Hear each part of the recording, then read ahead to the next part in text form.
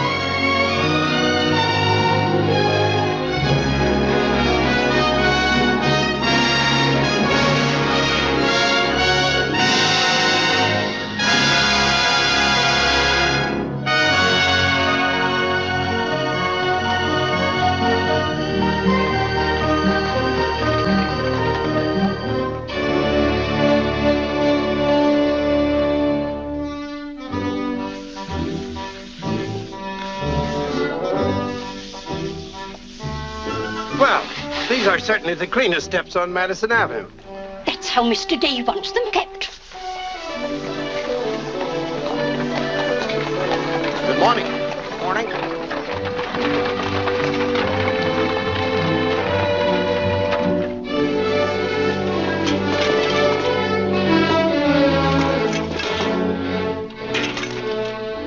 You're new here, aren't you? Just this morning.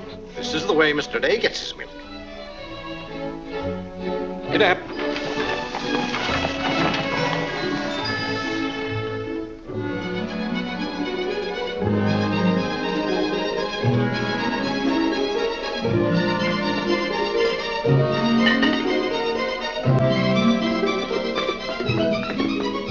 Annie, be careful of this dish. You could burn your hands.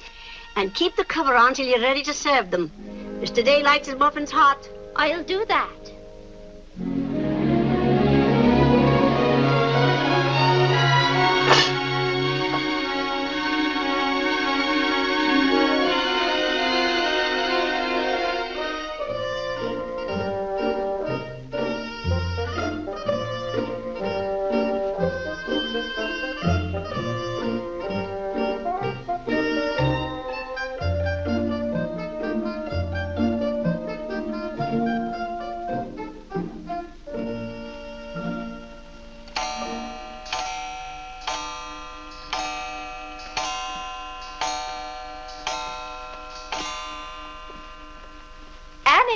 Is the table set for breakfast? Yes, ma'am.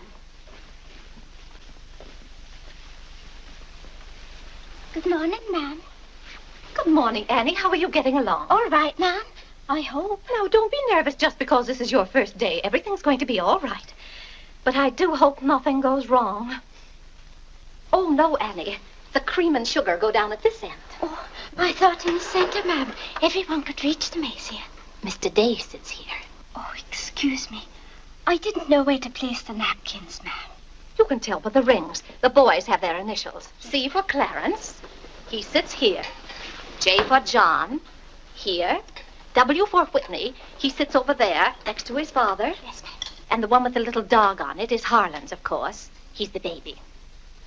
This narrow, plain one is mine. And this is Mr. Day's. It's just like mine, except that it got bent one morning. Oh, and that reminds me, Annie, always have Mr. Day's coffee piping hot. Yes, ma'am. And whenever Mr. Day speaks to you, just say yes, sir. Don't be nervous. You'll get used to him. Yes, ma'am. Oh, that beautiful rubber plant. I'm so glad it came. You mustn't water it every day. Too much moisture makes it very unhappy. Oh, good morning, Mother. I thought you were still upstairs. Good morning, Clarence. Father must be talking to himself. A redhead. Did you sleep well, Mother? Yes, thank you, dear. Golly, I'm hungry. Oh, and Annie, we always start with fruit in the morning, except the two younger boys who have their porridge and milk. Jiminy, another wreck on the New Haven. That always disturbs the stock market. Father won't like that. I do wish the New Haven would stop having wrecks if they knew how it upsets your father.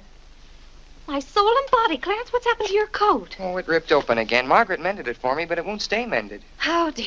Well, I'll just have to speak to your father about a new suit of clothes. Clarence, why did you take my H2S so far out of our clothes closet? I've told you 100 times that closet's not to make experiments in. Two. Good morning, Mother. John, have you been making those chemical smells again? No, Mother. I'm making an electric battery. It'll ring a bell and everything. You know your father doesn't like electricity. But, Mother, everything's going to be electricity. Not in this house. Oh, God! What's the matter, Claire? What's wrong? Where's my necktie? Which necktie? The one I gave you yesterday.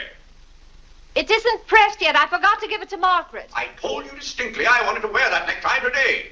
You've got plenty of neckties. Put on another one right away and come down to breakfast. I don't know what this world's coming to. Mother, may I have my breakfast early? I'm going to play baseball. 3. Whitney, before you leave the house, you have to study your catechism. But, Mother, they're going to let me pitch today. Good morning. Who won? The Giants, 7-3. Buck Ewing hit a home run. Let me see. Boys, don't wrinkle the paper before your father sees it. Mother, could you ask me my catechism now? I think I know it. Well, let's see. What is your name? Whitney Benjamin. Who gave you your... Come and help me down, Mother. There are steps to come down on. Good morning, darling. Good morning, Mother. How's your finger? It itches. Good, that's a sign it's getting better. Come along. Oh, Let's see, what was I doing? Oh, yes, the catechism. Who gave you your name? my sponsors in baptism, wherein I was made a member of Christ, the child of God, and an inheritor of the kingdom of heaven. Mother, if I hadn't been baptized, wouldn't I have any name? Not in the sight of the church. What did your sponsors then for you? They did promise and vow 3 things in my name. First, that I should renounce the devil and all his works, the pomps and vanity of this wicked world, and all the sinful lusts of the flesh. And secondly,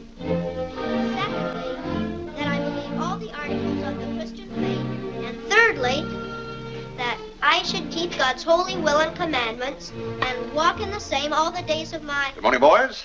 Good morning. Good morning. Morning, Father. Father. Morning, Vinnie.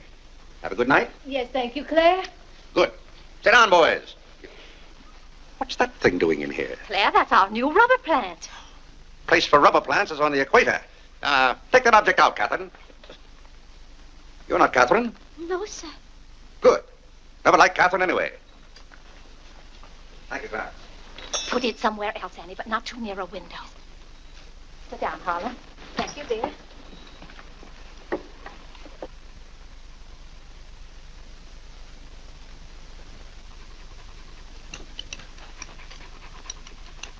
Where did that dog come from? She'll behave, Mother.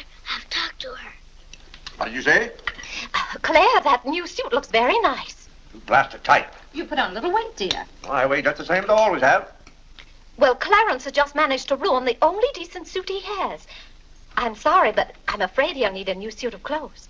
Vinnie, Clarence has to learn not to be so hard on his clothes. But, Father, I When you thought... start in Yale in the fall, you'll be completely outfitted. But nothing this summer. Can't I have one of your old suits cut down for me? Every suit I own still has plenty of wear in it. I wear my clothes until they're worn out.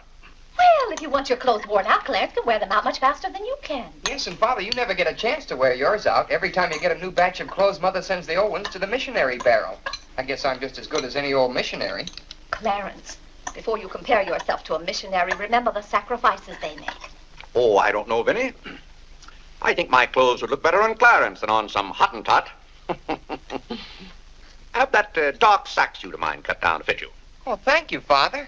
One of Father's suits. Thank you, sir. In return for that, Clarence, I want you to practice more often on your violin. Whitney, don't eat so fast. Well, Father, I'm going to pitch today. But before I go, I have to study my catechism. What do you bother with that for? Because if he doesn't know his catechism, he can't be confirmed. But Vinnie, Whitney's going to pitch today. He can be confirmed any old time. Claire, sometimes it seems to me you don't care whether your children get to heaven or not. Oh, Whitney will get to heaven all right. I'll be there before you are, Whitney. I'll see that you get in. And Whitney, when we get to heaven, we'll organize a baseball team of our own. Good. Be just like you to try and run things up there. Yeah, from all I've heard about heaven, it seems to be a pretty unbusinesslike place. They could probably use a good man like me. What makes you so sure they'll let you into heaven? Well, if they don't, I'll certainly raise a devil of a row. Claire, I do hope you'll behave when you get to heaven. Now, Vinnie, Vinnie, how many times have I asked you not to engage a maid who doesn't know how to serve properly? Claire, can't you see she's new and doing her best? How can I serve myself when she's holding that platter over my head? Hold it lower, Annie. Yes, ma'am. What became of the one we had yesterday? I don't know why you can't keep a maid. Oh, you don't. Why on earth can't you run your house the way I run my office? All I want is service. What the devil's that noise? It's Annie. Annie? Who's Annie? The maid. I'll take it, Annie.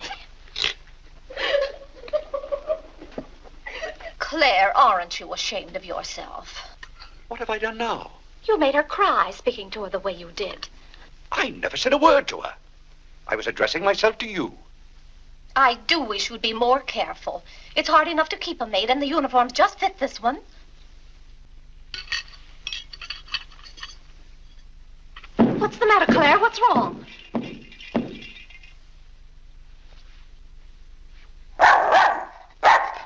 What in the name of... Well, where did you come from?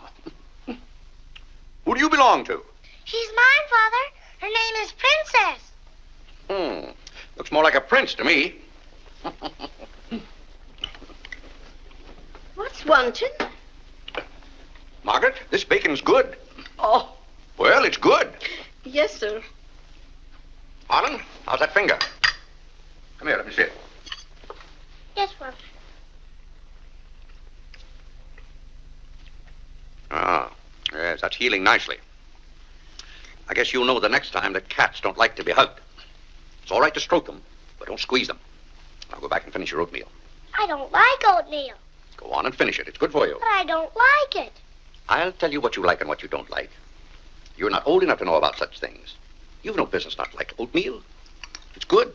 I hate it. That's enough. We won't discuss it. Eat that oatmeal at once.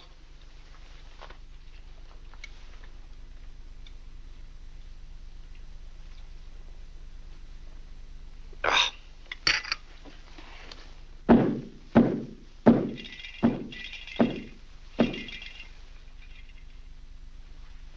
John, that letter's for your mother. I finished my oatmeal, Father. May I be excused? Yes, Whitney, you may go. It's a good game. I will. Whitney? Yes, Mother. My catechism. Never mind this morning, darling. Run along. Thank you, Mother. What's wanted? Margaret, what is this? Coffee, sir. It is not coffee. You couldn't possibly take water and coffee beans and arrive at that. It's slops, that's what it is. Slops. Take it away. I come down to this table every morning hungry. Well, if you're hungry, Claire, why aren't you eating your breakfast? I am. Aunt Judith wants me to come up and visit her. Now, Vinnie, I want no more relatives in this house. We are going to live here by ourselves, in peace and comfort. Claire, I was saying Aunt Judith wants me to visit her. Oh. Eat your oatmeal, dear. Now, what on earth is this? Dear friend Day, We are assigning you the exclusive rights to Staten Island for selling the Gem Home Pop-Up of popcorn. I think that's for me, Father. But then why isn't it addressed to Clarence Day, Jr.? Oh, it is. I wouldn't get mixed up in popcorn, Clarence. It's too indigestible. Confound it, another wreck on the New Haven.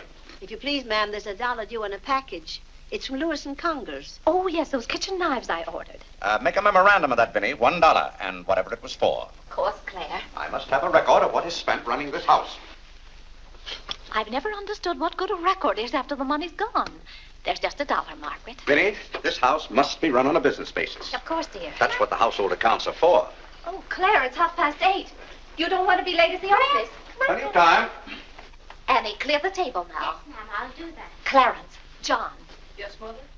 you boys go up and move the small bureau from my room into yours. Who's coming? Cousin Cora, and she's bringing a friend with her, a young girl. A girl? You'll have to help entertain her, Clarence. Oh, Mother, do I have to? Wait till Father finds out we've got visitors. There'll be a rumpus. John, don't criticize your father. He's very hospitable. After he gets used to the idea. I like coffee, I like tea, I like the girls, and the girls like me. Well, I don't like girls, and they don't like me. Oh, God!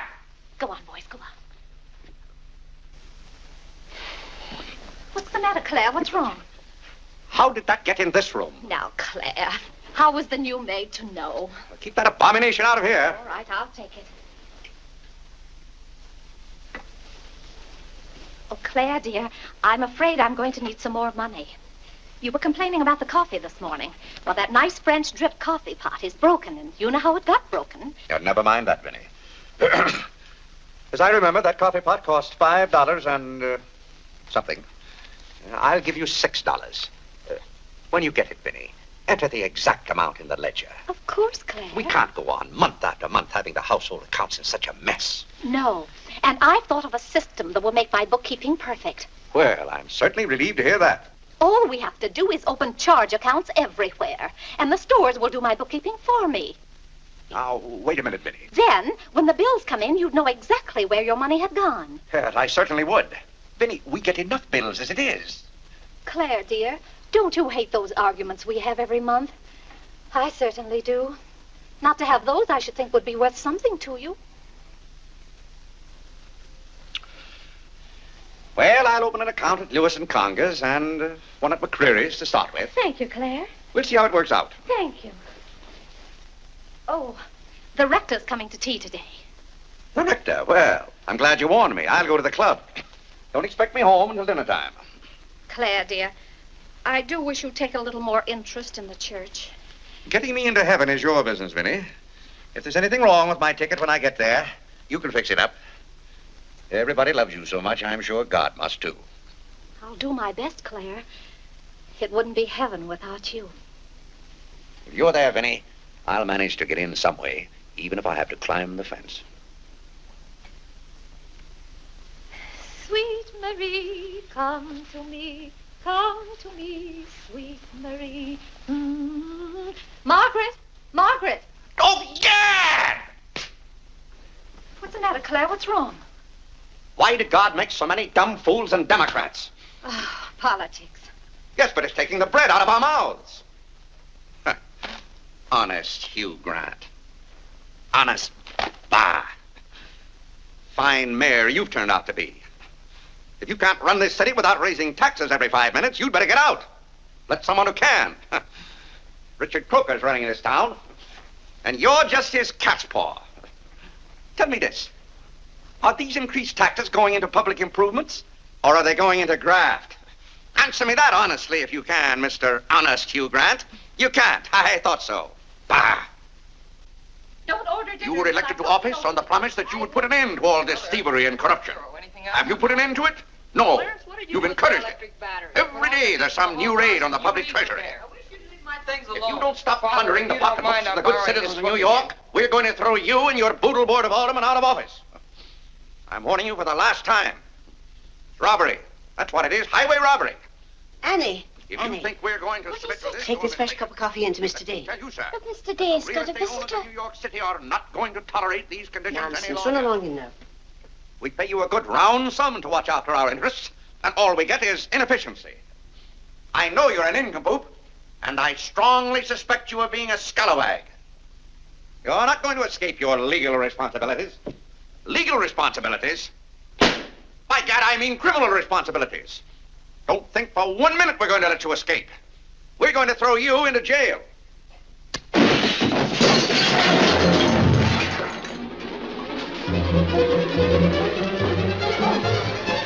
Annie, are you hurt? He can't throw me into jail. Vinnie?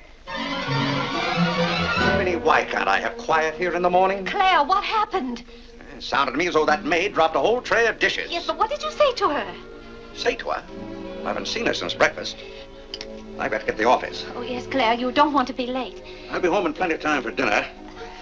Why don't we have chicken fricassee tonight? Well, Claire, chicken's gone up. It's 8 cents a pound.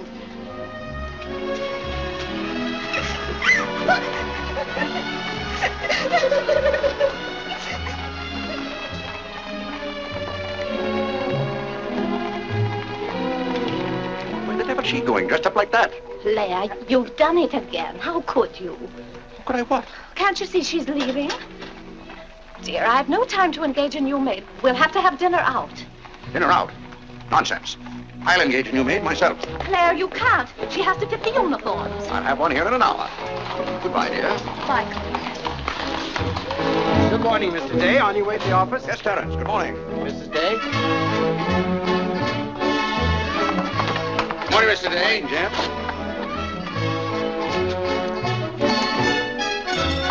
Get here. Get here.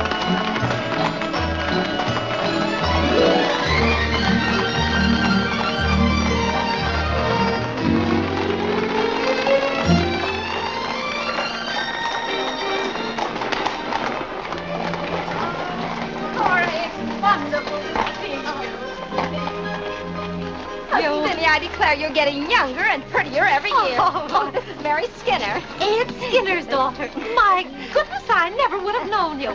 Just leave your things out here and come right on in. I heard my father talk so much about you, Mrs. Day. Did he tell you how he used to dip my pigtails in the inkwell at school? What's the news in Pleasantville, Cora? Oh, Vinnie, I have so much to tell you. We wrote you that Aunt Carrie broke her hip. Yes. That was the night that Robert Ingersoll lectured. Of course, she couldn't get there, but it was a good thing for Mr. Ingersoll she didn't. How do you do, Cousin Cora? Oh, Clarence, my. Oh, no, Cora, this is John. John, why, how you've grown. You'll be a man before your mother. John, this is Mary Skinner. How do you do? How do you do? Vinnie, everybody in Pleasantville sends their love. Oh. Grandpa Ebbets, Cousin Edith, Aunt Hattie, the Taylors, oh, just everybody. Cora, how did. is Grandpa Ebbets? Oh, he hasn't been at all well. You know he only has one kidney, and that's floating. How do you do, Cousin Cora? I'm glad to see you. This can't be Clarence. Yes, it is. My. My goodness, every time I see you boys, you've grown another foot. Let's see, you're going to St. Paul's now, aren't you? St. Paul's? I was through with St. Paul's long ago. I'm starting in Yale this fall. Yale? Oh, Mary, this is Clarence and Mary Skinner. How do you do? Oh, this is Mary's first trip to New York. Yes, it is. It's her first trip. We'll have to show Mary around.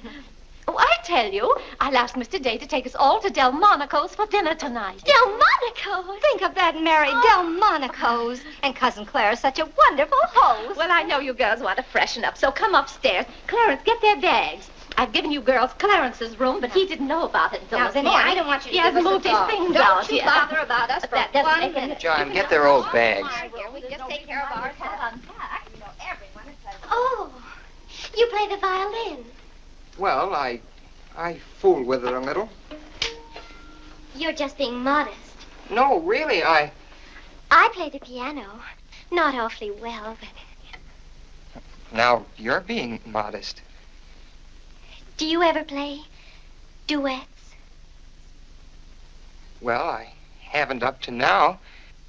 Neither have I. Up to now.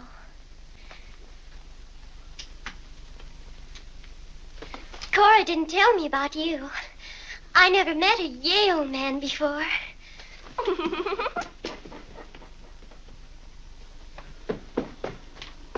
What's happened to you? Nothing. I feel fine.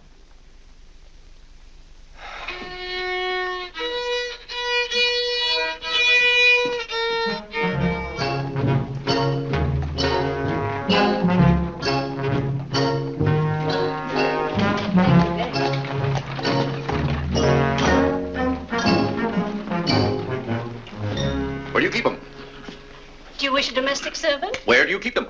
I will take your name and address. Confound it, I'm late at the office now. If you will give me the details as to what kind of person you require. I'm asking you where you keep them. Why, the girls are in there, but clients are not allowed in that room. If you will tell me the kind of a position you wish to have filled, I will be very glad to...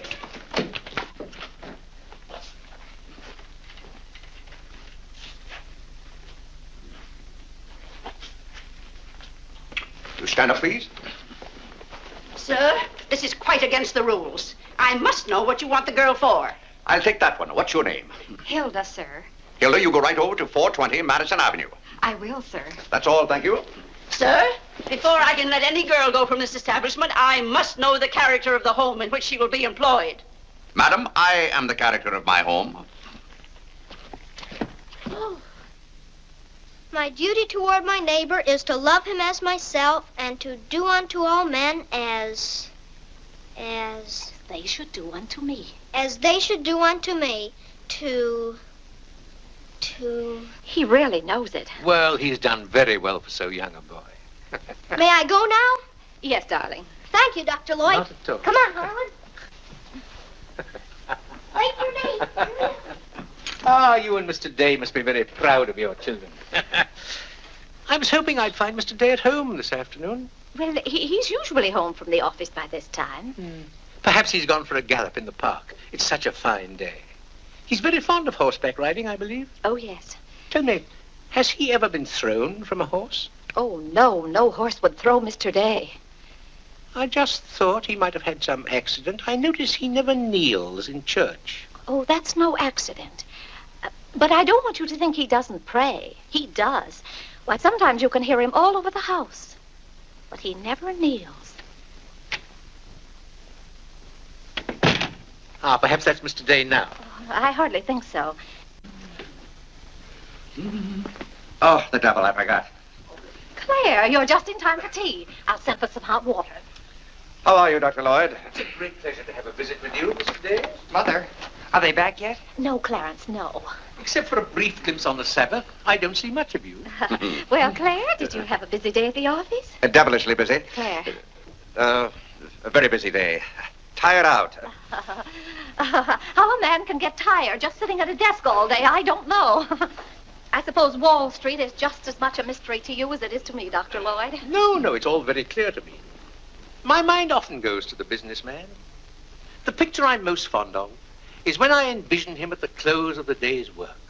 I see him pausing in his toil, and it comes over him that all those figures of profit and loss are without importance or consequence. Vanity and dust. Well, I'll be... Claire?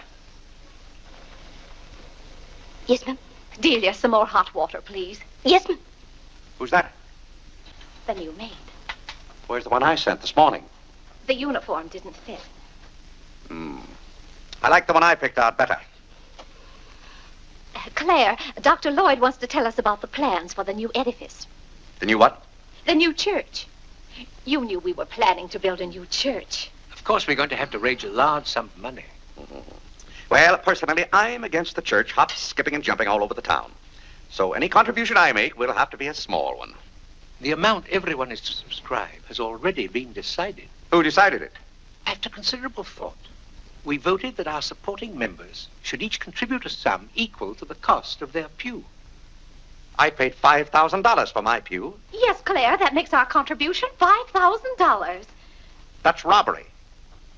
Do you know what that pew was worth today? $3,000. That's what the last one sold for. I've taken a dead loss of $2,000 on that pew already. Frank Baggs sold me that pew when the market was at its peak. He knew when to get out. And I'm warning you, Vinnie, if the market ever goes up, I'm going to unload that pew. Clarence Day, how can you speak of the temple of the Lord as though it was something to be bought and sold on Wall Street? Now, Mrs. Day, your husband is a practical man. We've had to be practical about the new church. We have all the facts and figures. Oh? What's the property worth where we are now? Oh, let's see. Is it $40,000? I know the figure has a 4 in it. What's the new piece of property going to cost you? I think the figure I heard mentioned was $85,000. Or was it $185,000? Dr. Lloyd, you preach that someday we'll all have to answer to God. We shall indeed. Well, I hope God doesn't ask you any questions with figures in them. Mrs. Day is in the living room. Thank you. It's Cousin Cora. Hmm? She's passing through town. Oh. Well, Oh, hello. Hello. Hello. Thank you for helping me. Come, Mary. Oh, Vinnie, what a day. We've been in every shop in town. Why, Cousin Claire. Cora, My. you're as welcome as the flowers in May. This is Mary Skinner, Mr. Day. How do you do? I've been telling Mary all about you. She's been dying to meet you. Well, Dr. Lloyd, I want you to meet my favorite cousin, Miss Cartwright. How do you How do you do? And this is Mary Skinner. Miss Skinner, Dr. Lloyd. How do you do? How do you do? This seems to be a family reunion. I'll just run along. goodbye, Dr. Lloyd. Goodbye, Miss Oh, Cartwright. goodbye. Goodbye. Oh, Clarence, you haven't said how do you do to Dr. Lloyd. Goodbye, Dr. Lloyd. Goodbye, everybody. I'll go to the door with you, Dr. Thank Lloyd. you, and thank you so much for the tea. I- Those muffins were delicious. And the... Who did you say this pretty little girl is? She said Skinner's daughter. This is Mary's first trip to New York. Oh, sit down, sit down. Have some tea. We had tea downtown. Oh, never mind then. Delia. Delia, sit down, sit down. Even if you have had tea, you can stay and visit for a while. As a matter of fact, why don't you both stay to dinner? That's all arranged, Claire. Cora and Mary are going to have dinner with us. Fine, fine. Of course, you'll just have to take potluck. Well, I'd hardly call it pot. Claire, did you know the girls are going to visit Aunt Judith in Springfield for a whole month? Fine. Now, how long are you going to be in New York, Cora? All week. Splendid. We'd hope to see something of you. Well, you certainly will. Cora, did you find anything you wanted in the shop? Oh, I can't wait to show you. Oh, but I'm afraid some of these packages can't be opened in front of Cousin Claire. Shall I leave the room?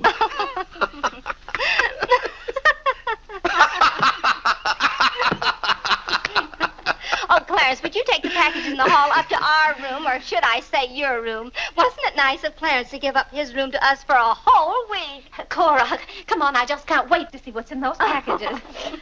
Well, we'll be back soon. Vinnie, I wish to speak to you before you go upstairs. I'll be down in just a minute, Claire. I wish to speak to you now.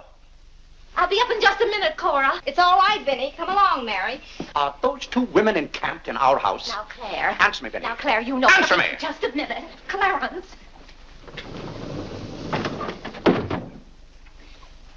Now, Claire, you know you've always been fond of Cora. What has that to do with her planking herself down in my house and bringing hordes of strangers with her? How can you call that sweet little girl a horde of strangers? Why don't they go to a hotel?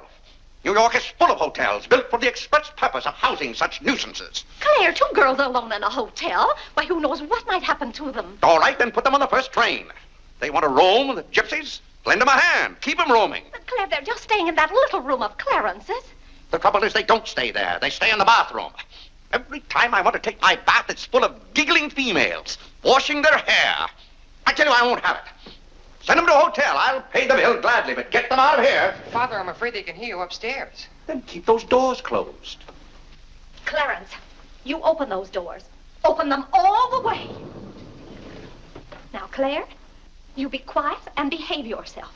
They're here, and they're going to stay here. That's enough, Vinnie. I want no more of this argument.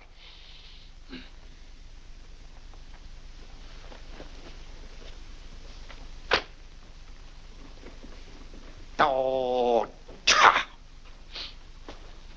What I don't understand is why this swarm of locusts always descends on us without any warning. Oh, thunders!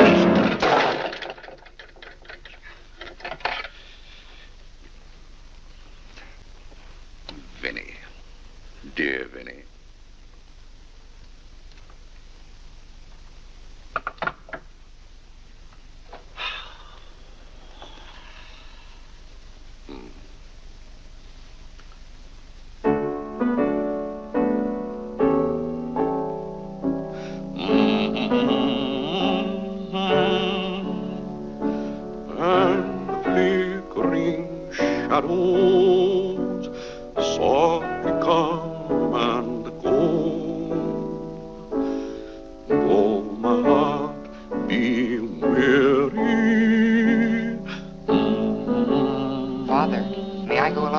you to Delmonico's? What's that, Delmonico's? You're taking Mother, Cousin Cora, and Miss Skinner to Delmonico's for dinner tonight. Oh, Gad! I won't have it. I won't have it. I will not have my life arranged for me. I bought this house for my own comfort. I will not submit myself to this indignity. Now, Claire, what's the matter? I won't stand it. By heaven, I won't stand it. Clarence. Do I understand that I am not permitted to have dinner in my own home? Claire, a little change will do you good. I have a home to have dinner in, and any time I can't have dinner at home, this house is for sale. Well, Claire, you can't have dinner here tonight because it isn't ordered. And besides, Cora and Mary want to see something of New York. Well, that's no affair of mine. I am not a guide to Chinatown and the Bowery. Oh, Mr. Day, I just love your house. I could live here forever.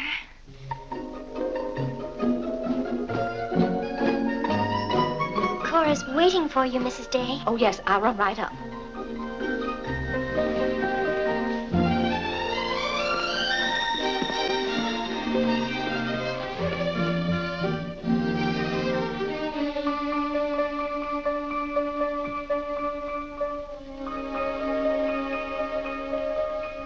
I'm glad you like our house, Miss Skinner.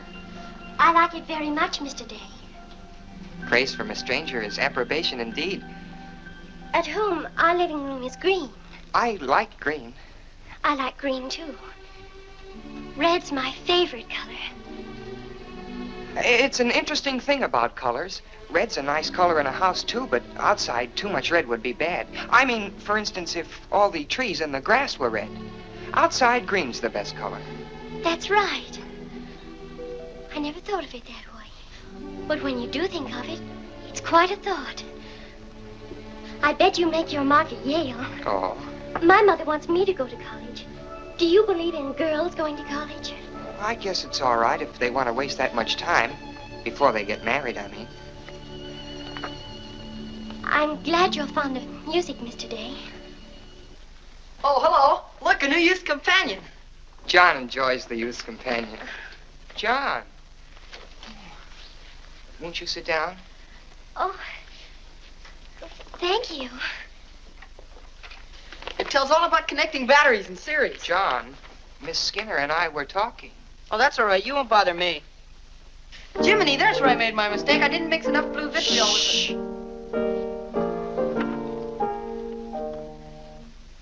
Oh, don't stop. Can you play that? I'm afraid not. Can you play Sweet Genevieve? That's my favorite. Not without my music. Hymns are nice, don't you think? I like this one.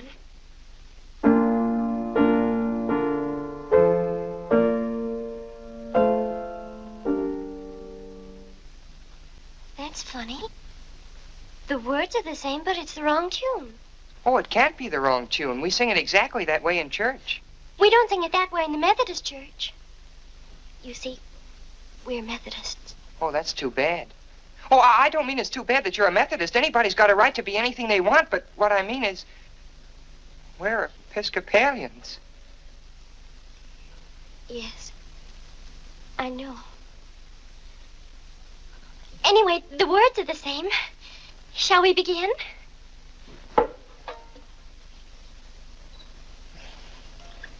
Now.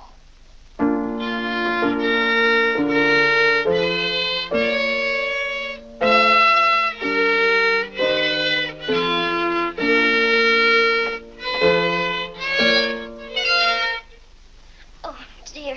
Well, what's wrong? Shall we try again?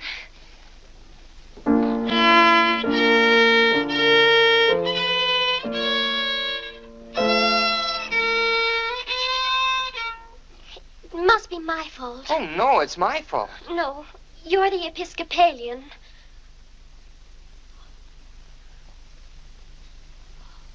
I just remembered something. My father was an Episcopalian. He was baptized an Episcopalian. He was an Episcopalian right up to the time he married my mother. She was the Methodist. Oh. Oh, well, let's try it again then.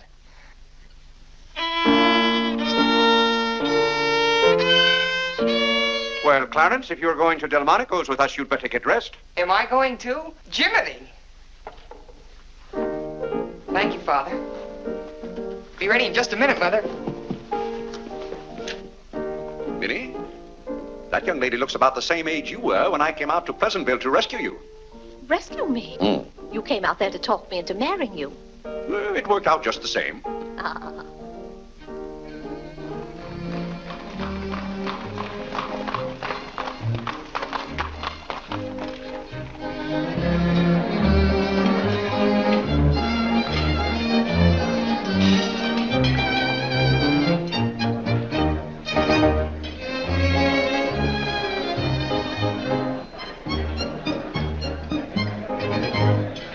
L'addition, François. Oui, monsieur, tout de suite.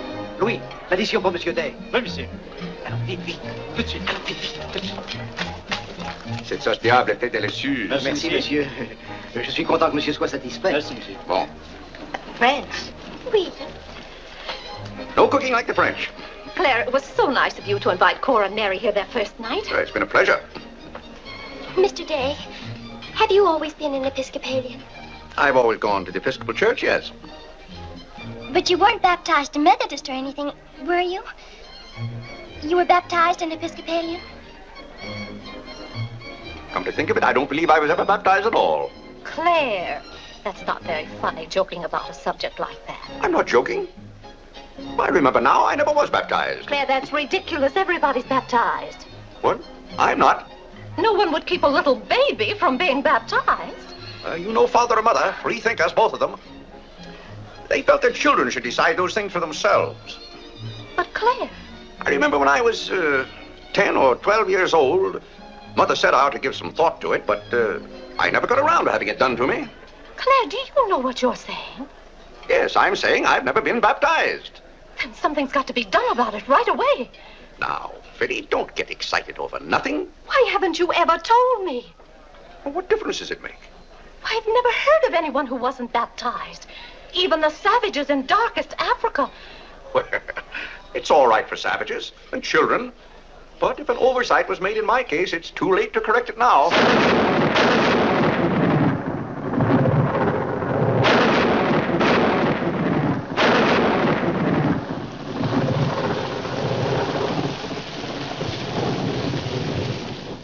What if you're not baptized? You're not a Christian. Why, confound it, of course I'm a Christian. A mighty good Christian, too. A lot better Christian than those psalm singers in church. But you can't be if you won't be baptized. I won't be baptized, and I will be a Christian. I'll be a Christian in my own way. Claire, don't you want to meet us all in heaven? Of course, and I'm going to. But you can't go to heaven if you're not baptized. Ah, that's a lot of folderol. Clarence Day, don't you blaspheme like that. You're coming to church with me before you go to the office in the morning and be baptized then and there. Vinnie, don't be ridiculous. If you think I'm going to stand there and let Dr. Lloyd splash water on me at my age, you're mistaken. No, I'm sleepy. Good night, Vinnie.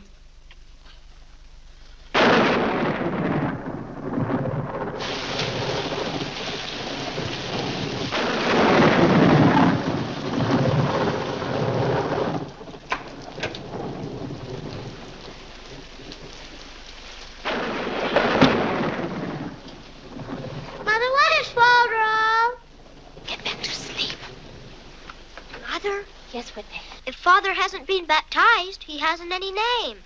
In the sight of the church, he hasn't any name. That's right. Maybe we're not even married.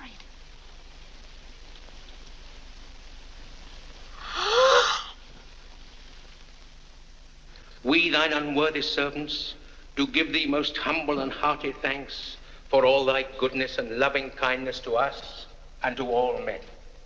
We bless thee for our creation, preservation, and all the blessings of this life. But above all, for thine inestimable love in the redemption of the world by our Lord Jesus Christ. For the means of grace, for the hope of glory. And we beseech thee, give us that due sense of all thy mercies, that our hearts may be unfeignedly thankful, and that we show forth to me. not only with our lips, Clarence to kneel. By giving up ourselves to thy Tell Clarence to kneel. and by walking before thee in holiness and Mother says kneel. all our days. Through Jesus Christ our Lord, to whom He says he can. with thee He says and the he Holy can. Ghost be all He honor said and he glory, can. world without end. Amen. The grace of our Lord Jesus Christ, and the love of God, and the fellowship of the Holy Ghost be with us all evermore. Amen. Amen.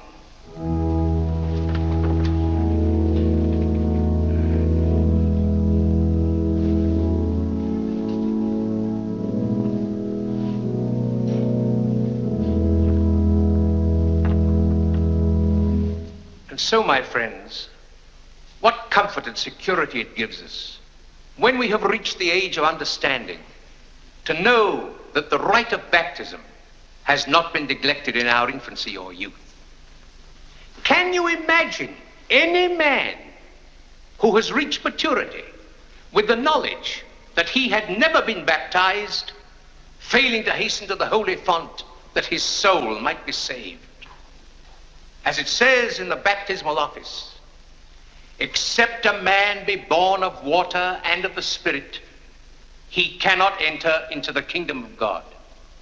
He that believeth and is baptized shall be saved, but he that believeth not shall be damned.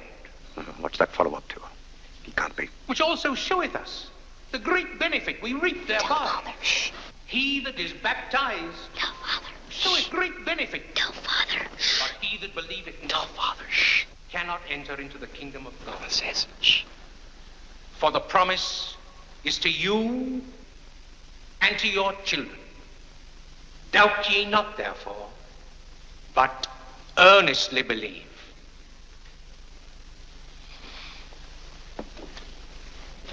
In the name of the Father, and of the Son, and of the Holy Ghost. Amen. Amen.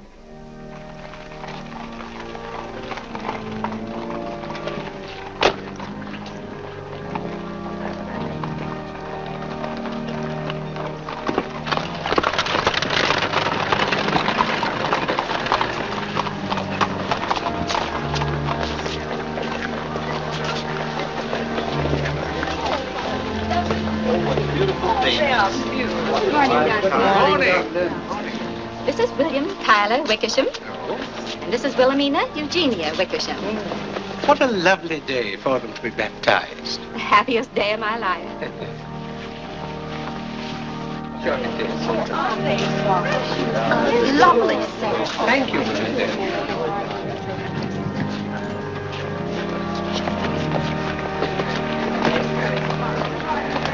Claire, you know I didn't ask Dr. Lloyd to do that. You must have said something. Well, I had to find out from him if we were really married. I am married and I'm not baptized. And as far as I'm concerned, the whole congregation can know it. They certainly know it now. That suits me. I don't go to church to be preached at as though I were some lost sheep. Claire, you don't seem to understand what the church is for. Vinnie, if there's one place the church should leave alone, it's a man's soul.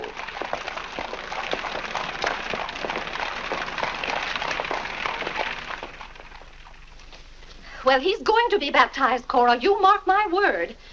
I just couldn't go to heaven without Claire. Why, I get lonesome for him even when I go to Ohio. It's awfully hard on a woman to love a man like Claire so much. Oh, men are so aggravating. They take everything for granted. They certainly do. You know, I don't believe Claire's come right out and told me he loves me since we've been married. Of course, I know he does because I keep reminding him of it. You have to keep reminding them, Cora. Vinnie, the table isn't set for dinner yet. I'll be back in a minute, Cora. We're having it after Cora and Mary go to the train. Their cab's coming at 1 o'clock. Cab? The horse cars go right past the door. But, Claire, they have those heavy bags. Cabs are a waste of money. Well, if dinner's going to be delayed, I'll work on this month's bills. Where are they? Now, Claire, it isn't fair to go over the household accounts when you're hungry. Vinnie, where are those bills? They're in the library on your desk. I didn't know dinner was going to be late. No one ever tells me anything in this house. Back home, I ride all the time. I love horses. The horse is my favorite animal. Well, goodness, where have you two been? Clarence wanted to show me his grandfather's house. You'll have to hurry and finish your packing.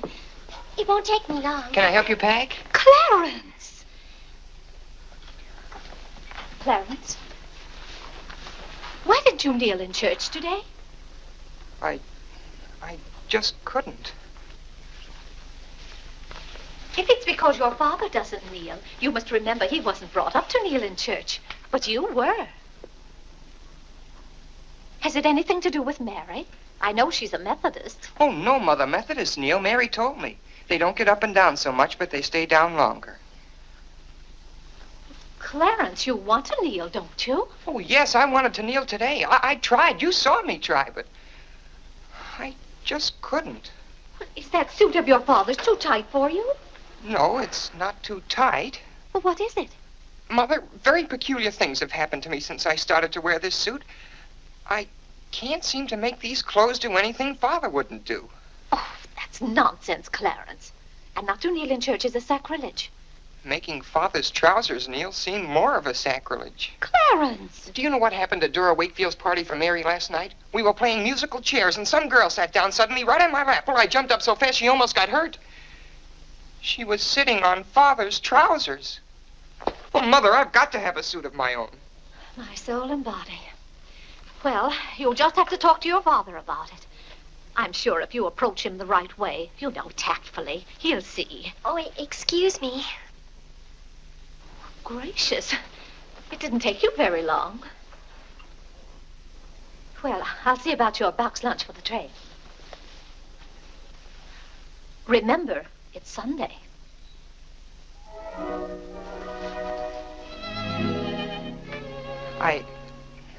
I was hoping we could have a few minutes together before you left. Cora had so much to do, I wanted to get out of her way. Well, didn't you want to see me? I did want to tell you how much I've enjoyed our friendship. Oh, hello. Mother told us to sit in the living room till dinner's ready. Not on the best sofa. Hello. Hello. Have you ever been out on our porch? Oh, yes. Well, let me show it to you. It's awfully hard to grow up in a family with children. My, I've never known a week to pass so quickly. Why, Yes? Yes? You're going to write me when you get to Springfield, aren't you? Of course. If you write me first. But you'll have something to write about, your trip and Aunt Judith and how things are in Springfield. You write me as soon as you get there. Maybe I'll be too busy. Maybe I won't have time. Well, you find the time. Let's not have any nonsense about that. You'll write me first and you'll do it right away the first day. How do you know I'll take orders from you? Well, I'll show you. Give me your hand. Why should I? Give me your hand, confound it. What do you want with my hand? I just wanted it.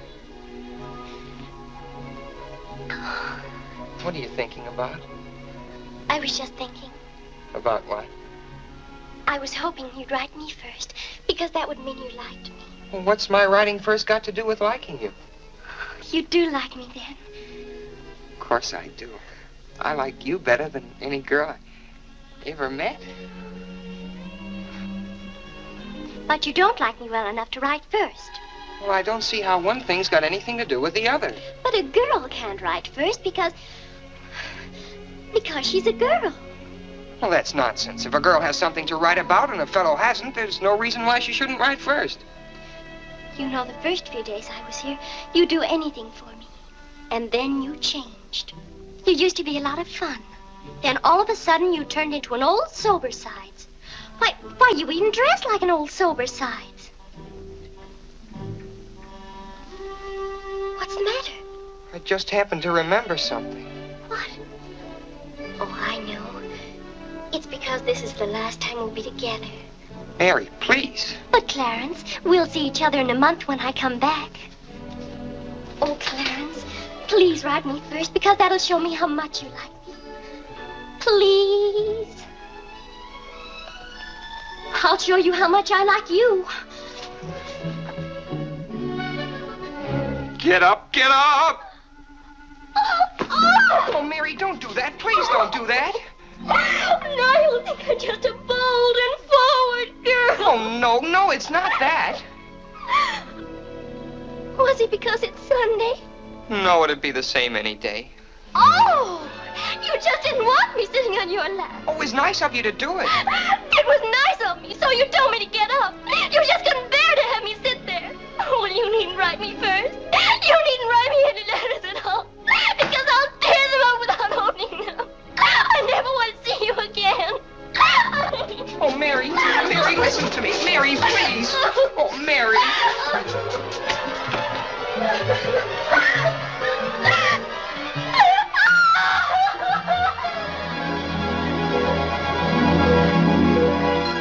Clarence! Yes, Father? That young lady's crying. She's in tears. What's the meaning of this? I'm sorry, Father. It's all my fault. Nonsense. What's that girl trying to do to you? Oh, no, she wasn't. It was... I... Well, whatever the quarrel was about, Clarence, I'm glad you held your own. Father, I have to have a new suit of clothes. You've got to give me the money for it. Young man, do you realize that you're addressing your father? I'm sorry, Father. I apologize. But you don't know how important this is to me. A new suit of clothes is so important. Oh, why should... Clarence, has your need for a new suit of clothes anything to do with that young lady? Yes, Father. Why, Clarence. Why, this comes as quite a shock to me. What does, Father? For your being so grown up. Still, I might have known if you were going to college this fall. Yes, you're at the age when you'll be meeting girls. Clarence, there are things about women that I think you ought to know. Sit down.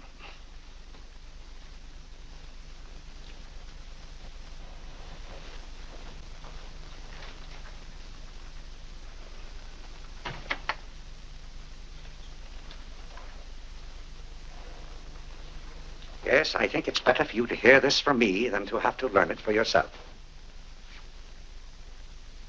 Clarence, women aren't the angels that you think they are. Well, now, first let me explain this to you. You see, Clarence, we men have to run this world, and it's not an easy job. It takes work, and it takes thinking. A man has to reason things out. Now, you take a woman. A woman thinks... No, I'm wrong right there. A woman doesn't think at all. She gets stirred up. And she gets stirred up over the most confounded things. Now, I love my wife just as much as any man, but that doesn't mean that I should stand for a lot of falderall. By gad, I won't stand for it. Stand for what, Father? That's the one thing I shall not submit myself to. Clarence, if a man thinks a certain thing is wrong, he shouldn't do it. If he thinks it's right, he should do it. Now, that has nothing to do with whether he loves his wife or not.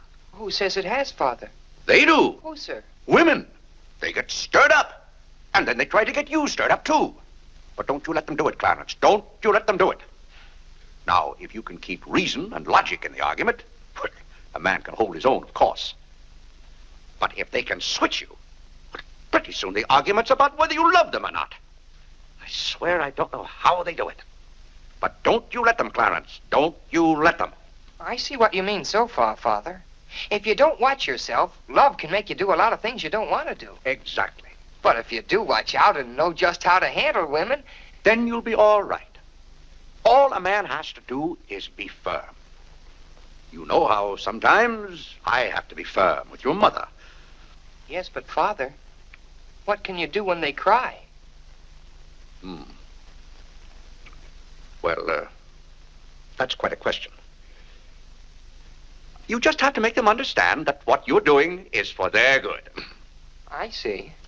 Now, Clarence, you know all about women.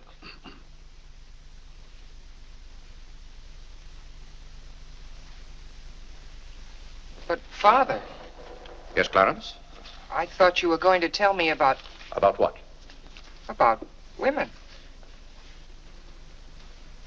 Clarence, there are some things gentlemen don't discuss. I've told you all you need to know. The thing for you to remember is be firm.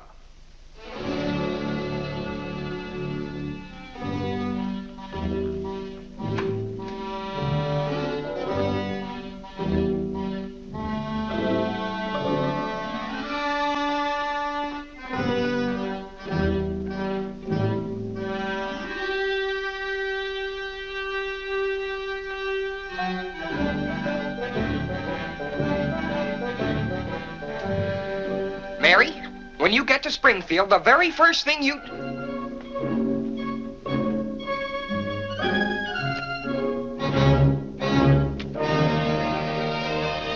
Oh, God! What's the matter, Claire? What's wrong? Sit down, Vinnie. Oh, Claire, Cora and Mary are leaving any moment Sit down. now. Vinnie, you know I like to live well, and I want my family to live well. But this house must be run on a business basis. I must know how much money I'm spending and what for. For instance, if you recall, a week ago I gave you $6 to buy a new coffee pot. Yes, because you broke the old one. You threw it right on the floor. I'm not talking about that. Now I find here It among was my... a pity to break that nice coffee pot, Claire. It was imported from France, and that little shop has stopped selling them. But what has that They to... said the tariff wouldn't let them, and that's your fault because you're always voting to raise the tariff. The tariff protects America against cheap foreign labor. Now, this bill... The tariff does nothing but put up the prices, and that's hard on everybody, especially the farmer. Vinnie, I wish to heaven you wouldn't talk about matters you don't know anything about. I do, too, know about them. Miss Gulick says that every intelligent woman should have some opinion Who, about... may I ask, is Miss Gulick? She's the current events woman I told you about, and the tickets are $1 every Tuesday. Do you mean to tell me that a pack of idle-minded females pay $1 apiece to hear another female gabble about the events of the day? Listen to me if you want to know anything about the events of the day. But you get so excited, Claire. And besides, Miss Gulick says that our president, whom you're always belittling, prays to God for guidance. Vinnie, what happened to that $6? What $6? I gave you $6 to buy a new coffee pot. Now I find that you apparently got one at Lewis and Conger's and charged it. Here's their bill. One coffee pot, $5. So you owe me $1, and you can hand it right over. I'll do nothing of the kind. What did you do with that $6? Well, Claire, I can't tell you now, dear. Why didn't you ask me at the time? I give up. Wait a minute. I spent $4.50 for that new umbrella. Now we're getting somewhere. One umbrella, $4.50. And that must have been the week I paid Mrs. Tobin for 2 extra days washing. Mrs. Tobin. That's $2 more.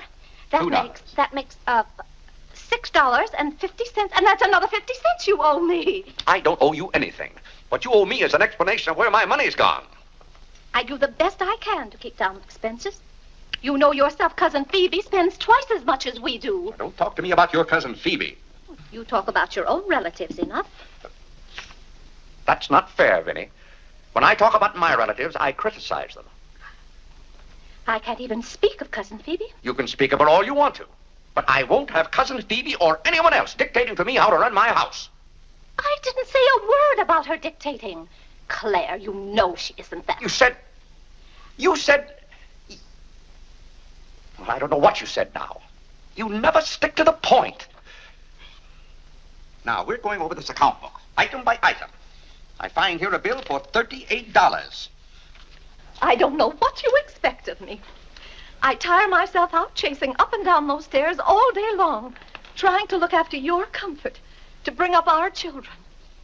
I do the mending and the marketing. Now you want me to be an expert bookkeeper, too.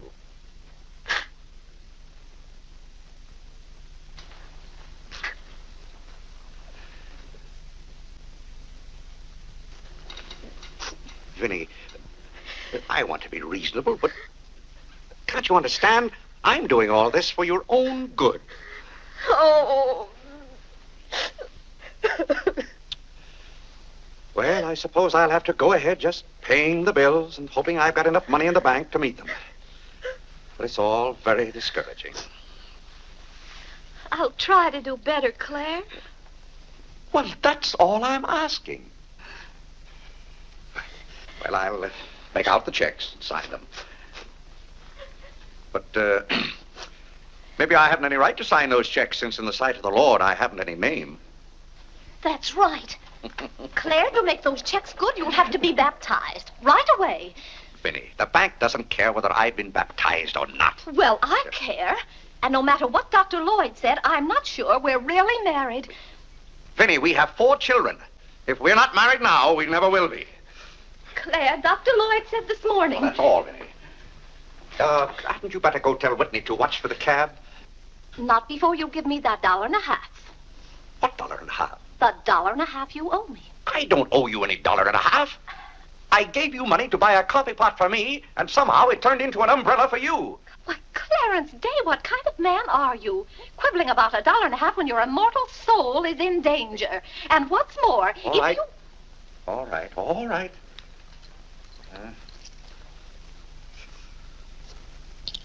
Thank you, Claire. Now the accounts are all straight again.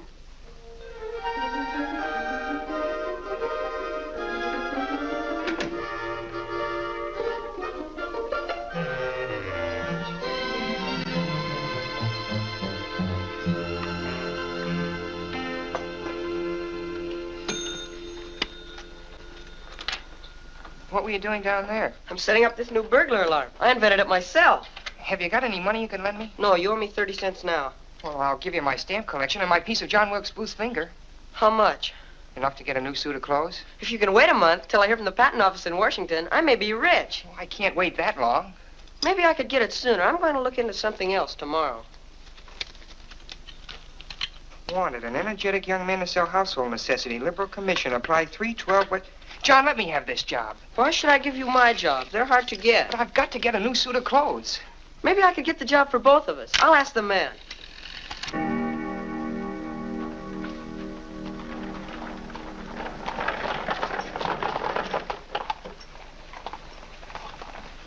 The cab's here, Father. Oh, thank you, Whitney. Vinnie, Cora, the cab's here. John, go up and get their bags. Yes, sir. Here's the lunch for the train, sir. Take it out to the cab. Who's that one? It's Ellen. Delia left yesterday. I don't know where your mother finds them. Now, Vinnie, don't you let Claire worry about us. We have plenty of time. Take the bags right on out, John. Yes, sir. Well, goodbye, Clarence. It was so nice to see you Goodbye, again. Cousin Cora. Goodbye, Whitney. Now, you be a good boy. Goodbye, Cousin Cora. Goodbye, Harlan. Goodbye. Keep out of mischief. Come along, everybody. Don't keep the cab waiting. Cabs cost money. If there's one thing Mr. Day can't stand, it's to keep a cab waiting. There's any waiting to do. There's a waiting room at the Grand Central Depot just for that.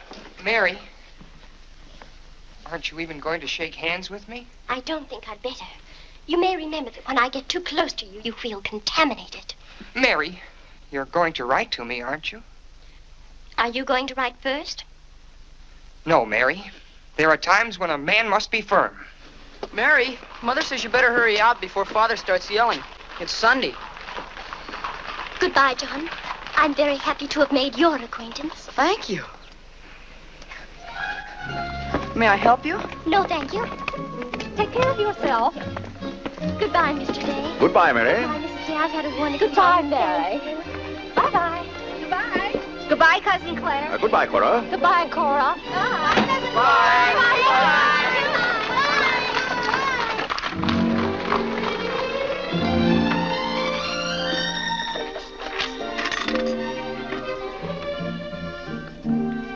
Dear Mary. My duty toward my neighbor is to love him as myself and to do to all men as I would they should do unto me. Has Father gone to the office yet? Come on, let's go over to the ball field. I've got to guard this box till John comes back. It's his burglar alarm. It wouldn't work, so he fixed it. We're going to put it back in the dining room after Father goes to the office. Are there burglars around? Everywhere. Oh. To love, honor, and succor my father and my mother. Why do you have to learn that? Because if I don't, I'll go to hell. Father's going to hell. He is not. Yes, he is, because he isn't baptized. He'll go to hell and burn for 1,000 years. He won't. He won't. He'll be in a lake of fire and brimstone, and 1,000 devils with pitchforks will be poking at him. No, Mother, don't let me. Father will hear you. No, I don't. Oh, come on, ye faithful. Joyful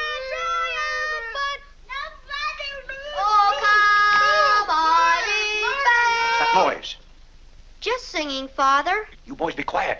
You know your mother isn't feeling well. Yes, Father.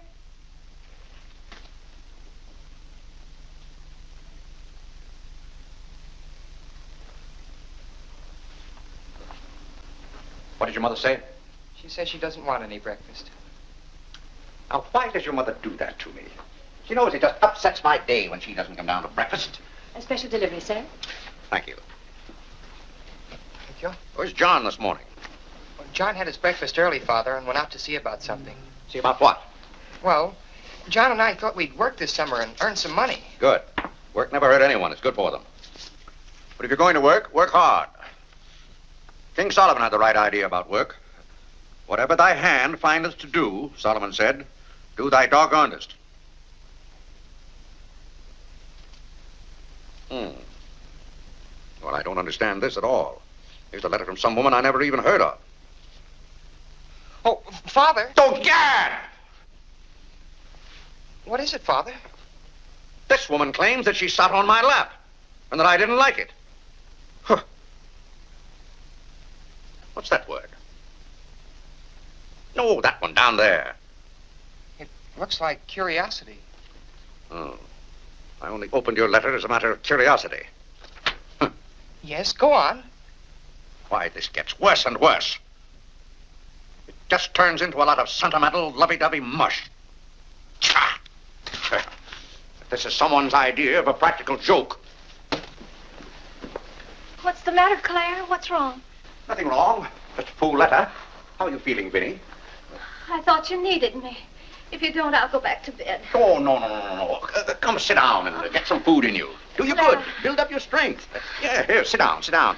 Here, what's this one's name? Nora. Nora, get Mrs. Day some bacon and eggs. No, Nora. Bring me a cup of tea up to my room. Yes, ma'am. Oh, Vinnie, it's just weak to give in to an ailment. I notice when you have a headache, you yell and groan and swear enough. Well, that's to prove to the headache that I'm stronger than it is. I think I've caught some kind of germ. Some of my friends have had to send for the doctor. The doctor? Oh, poppycock. But Claire, dear, when people are ill, you have to do something. Certainly I have to do something. Cheer them up. That's the way to cure them. How would you go about cheering them up? I'd tell them, bah.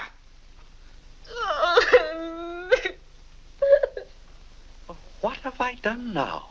Oh, Claire, hush up.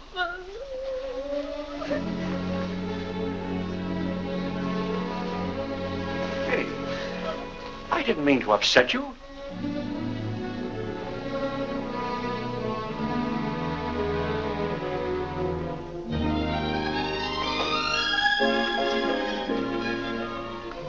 Dear Clarence.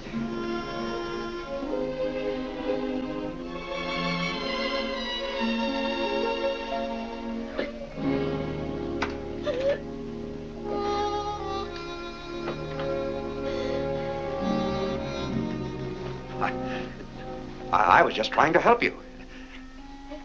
You know, when you take your bed, I have a confounded lonely time around here.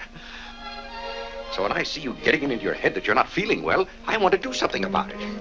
But just because some of your friends have given into this, no reason why you should imagine you're ill. Claire, stop. Get out of this house and go to your office.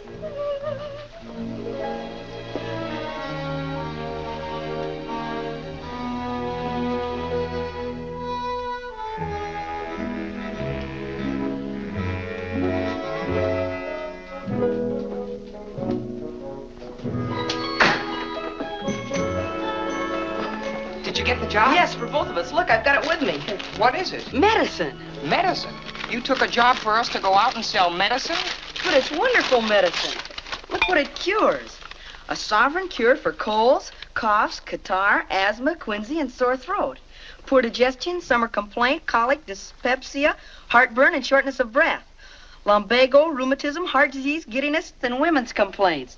Nervous prostration, St. Vitus dance, jaundice, la grippe, proud flesh, pink eye, seasickness, and pimples. It's made from a secret formula known only to Dr. Bartlett. We get 25 cents commission on every bottle we sell, and he's giving us the territory of all Manhattan Island. Well, lots of fathers and mothers' friends have some of those diseases. Let's start out by calling on them. Yes. Oh, what if they ask us if we use it at our house? Oh, yes, it would be better if we could say we did. Excuse me? Oh, is that the tea for Mrs. Day? Yes. Well, I'll take it up to her. Thank you. Right away now, while it's hot. What's the matter with Mother? I don't know. She was just complaining. Say, it says here it's good for women's complaints. Here.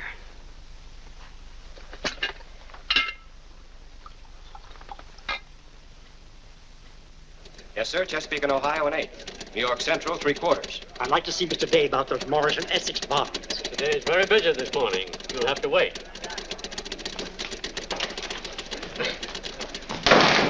Where's Father? Well, Master Whitney, have you come to pay us a visit? Where's Father? He's busy in his office with a customer. Master Whitney! But, Mr. Day, the president of the firm is... Father, you have to come home right away. What's the meaning of this? Who sent you down here? Your mother? No, sir. Mother's ill. She's terribly ill. Did the doctor send you for me? No, sir. It was Margaret. Margaret? Margaret says you're to come home right away and no nonsense. Perkins, go down and stop the first cab you see.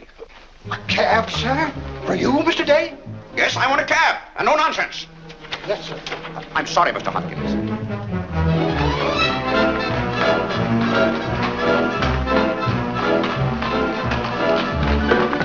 Confound you, can't you go any faster? All right. Get up. Get up there, do you hear me? Get up!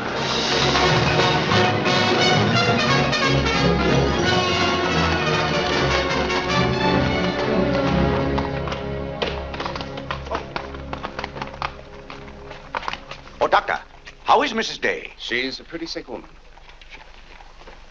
Oh, what's wrong with her? Well, do you know or don't you? What did Mrs. Day have for breakfast this morning? Not a thing. I tried to get her to eat something, and she wouldn't. I can't understand it. Understand what? These violent attacks of nausea. It's almost as though she were poisoned. Poisoned? Let me take your cab. I'll try not to be gone more than 10 or 15 minutes. And, Mr. Day, you're not to go into a room. You'd better get her well. Right away, or you'll hear from me. Turn west on 47th Street. Get up, get up.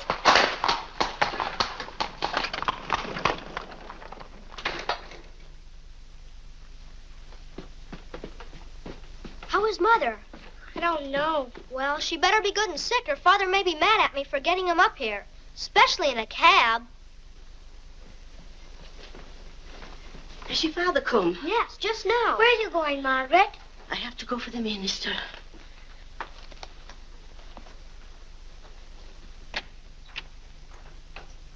I guess the minister's coming to baptize Father, so I won't have to go to hell. You can't be baptized in a house. You've got to have water. We have lots of water. Not the right kind.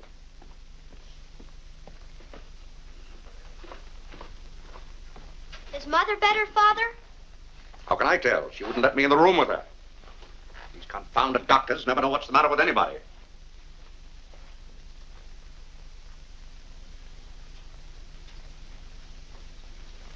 Father, Yes? Mother's going to get well, isn't she? Of course she's going to get well. Father, may we come in? It's lonesome without Mother. Yes, it is, Harlan. It's lonesome. Come in, boys.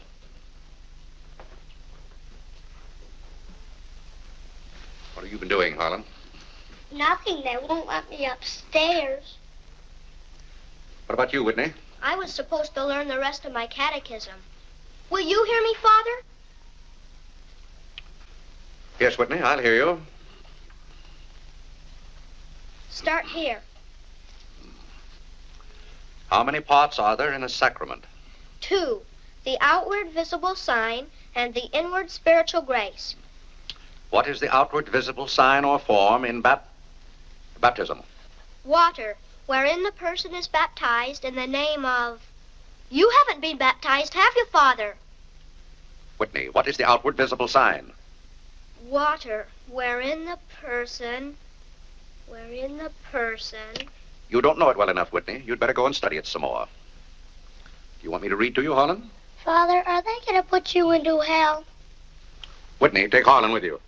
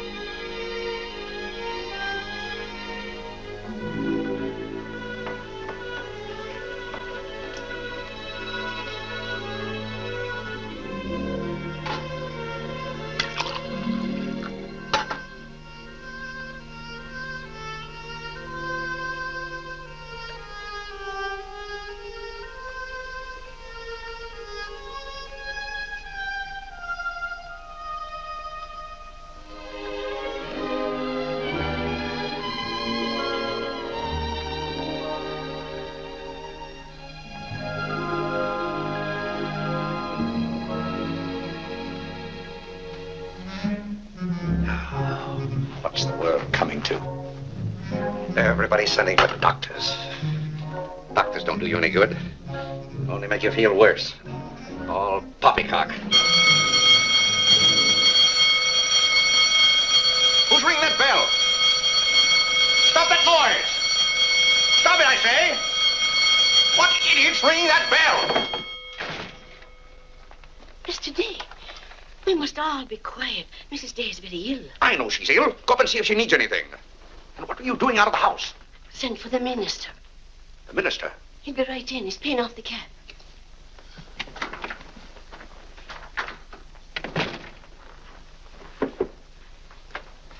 I was deeply shocked to learn the serious nature of Mrs. Day's illness. Will you take me up to her? She's resting now. She can't be disturbed. The doctor will be back in a minute. Mrs. Day has been a tower of strength in the parish. Everyone liked her so much. Yes, she was a fine woman. I wish to heaven you wouldn't talk about Mrs. Day as if she were dead.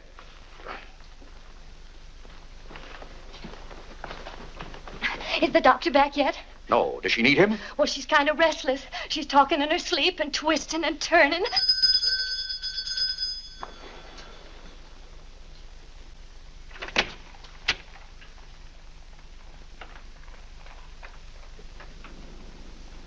Well, Doctor, it seems to me that was a pretty long 10 minutes. See here, Mr. Day, if I'm to handle this case... How can you handle it if you're out of the house? Who is this? It's Dr. Summers. How do you do? I felt that Mrs. Day's condition warranted my getting Dr. Summers here as soon as possible for consultation. I hope that meets with your approval. Why, yes, of course. Anything that can be done. Upstairs, Doctor. Pardon me.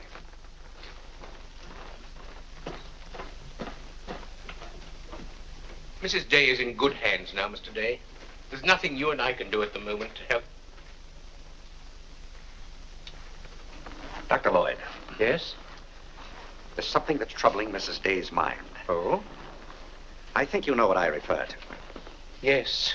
You mean the fact that you've never been baptized? Yes, I gathered that you knew about it from your sermon last Sunday. But let's not get angry. I think something had better be done about it. Yes, Mr. Day? When the doctors get through up there, I want you to talk to Mrs. Day. I want you to tell her something. Why, I'd be glad to. You're just the man to do it. She shouldn't be upset about this. I want you to tell her that my being baptized would just be a lot of confounded nonsense. But, Mr. Day... No, she'd take your word on a thing like that. And we both must do everything we can to help her now. But the solution is so simple. It would take only your consent to be baptized. That's out of the question. And I'm surprised that a grown man like you would suggest such a thing.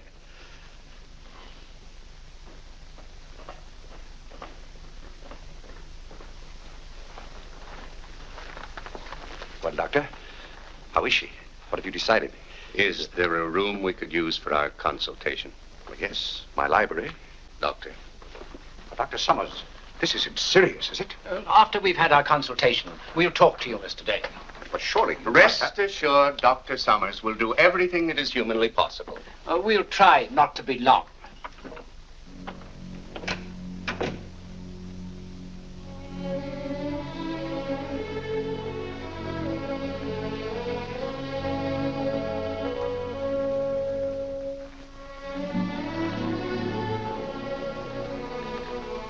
Tell me, this Dr.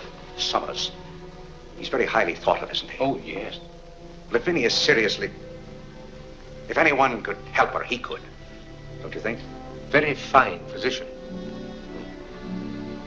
But there is a greater help, ever present in the hour of need. Let us turn to him in prayer. Let us kneel and pray.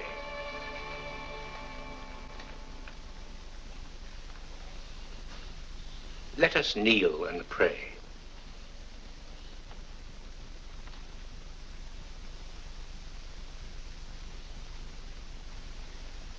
O Lord, look down from heaven. Behold, visit, and relieve this thy servant who is grieved with sickness. Have mercy on her, O Lord. Have mercy on this miserable sinner. Forgive her, and extend thy accustomed She's goodness. not a miserable sinner, and you know it. Oh, God! You know Vinnie is not a miserable sinner. She's a fine woman. She shouldn't be made to suffer. It's got to stop, I tell you. It's got to stop. Have mercy, I say. Have mercy, I tell you. What's the matter, Claire?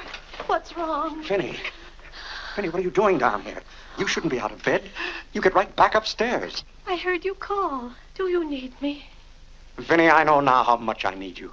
Get well, Vinnie. I'll be baptized. I promise. I'll be baptized. You will? I'll do anything.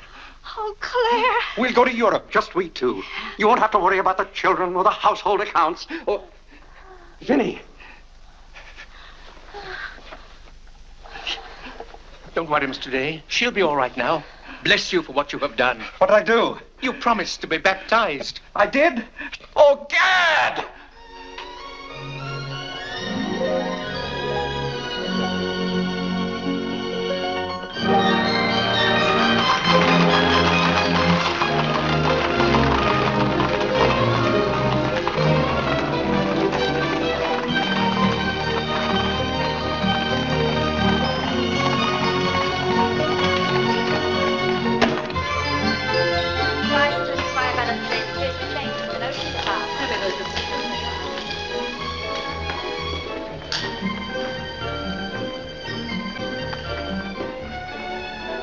Isn't it drafty here, Mother? Shall I get your coat, Mother? The No, doctor said thank you. mustn't take cold. I'm quite comfortable, thank you. Come on now, let's stay together. Holland, don't you get lost again. Aren't the hats lovely this year? Ostrich feathers. You wouldn't wear that hat, would you, Mother? I think that's very pretty. I think they're all pretty. Oh, I do need some pink silk thread. Oh, isn't this applique beautiful? Just arrived from Paris, madam. It's charming. What are you looking for, Mother? Oh, I'm just shopping. I think I'll just take a plain one. But this is the very latest. We've only had them in a few days. Remember, Mother, this is your first day out. You mustn't get too tired. No, I'm saving myself, dear. I have to. Cousin Cora's coming tomorrow. She is? Does Father know about it? Not yet. Is Mary coming too? Yes, dear. Hiram, don't touch things. I'll bet you knew it. No, Look, honest, Mother, I just didn't. like Father's. Not tomorrow. Yes, it is, isn't Aren't it? the sleeves a little long? Exactly Fits well like across the yours. shoulders. Come on now, Harlan. Now, about take my the hand. sleeve. You'll get lost again. Do we have any more of this material? Yes, we do. Sort of. Thank you. Like you to touch things. This one is genuine imitation Dresden. The original design by Duryea. John, isn't this the darlingest thing? It's exactly what I've always wanted. How much is this lovely pug dog? $15, ma'am. $15? Gee whiz, Mother. We could buy a real-life bloodhound for $5. Oh, isn't he perfectly adorable? Oh, I shouldn't. I know I shouldn't. Mrs. Day! Oh, Mrs. Whitehead. How nice to see you. Are you quite recovered? Almost. This is my first day out. We've missed you at the church. You remember Mr. Morley? How do you do, Mrs. How do you do? Mr. Morley preached the Sunday Dr. Lloyd was ill. Oh, yes. I can't tell you how much I enjoyed your sermon. Even my husband enjoyed your sermon. We've just come from the board meeting of the foreign missions. I'm taking Mr. Morley home to lunch. I had to drop in here to pick up a purchase. I won't be a minute. Is your parish in the city? Yes, it's on the outskirts. My church is in Audubon Park. Oh, way up there. Oh, are you acquainted in Audubon Park? No, I don't believe we know a soul there. Mr. Morley, would this be possible? My husband, Mr. Day. If we lower the collar, it'll be a very fine fit. You won't find a better suit of clothes in the city for $15. Oh, it's not the price. It's the money. Thank you for holding it for me. You're welcome. Goodbye, Mrs. Day. I hope we meet again soon. Goodbye. It was very pleasant meeting you again. I think it was divine providence. I shall be delighted to be of service. Goodbye, Mr. Morley. Goodbye. May I work it? Oh, no, it's against the rules.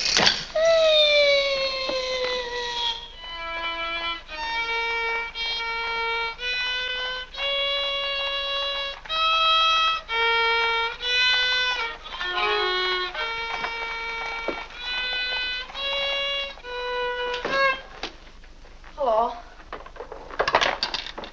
What did you bring home more medicine for? Dr. Bartlett paid us off, didn't he? Oh, yes. Oh, Jiminy, you scared me. I've got to take $15 right down to McCreary's. I bought a suit there this morning, and I said I'd have the money this afternoon. Gee, that's too bad. What's too bad? Well, you see, Clarence... What?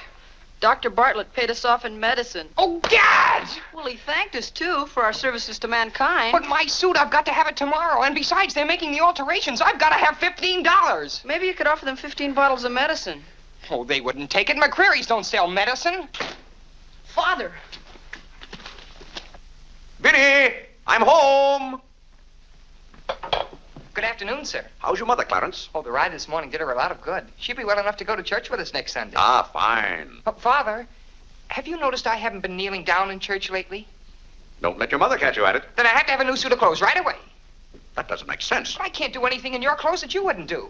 Well, if my old clothes make you behave yourself, I don't think you ought to wear anything else. Oh, no, you're you and I'm me. I want to be myself. I mean, suppose I should want to kneel down in front of a girl.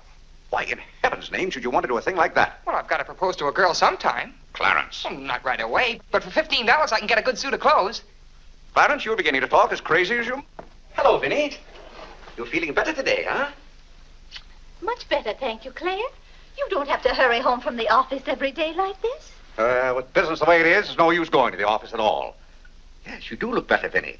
What did you do today? Well, I got a carriage and took the boys for a ride, and we stopped in at McCreary's. And, oh, Claire, I've the most wonderful news for you. Who do you think I met?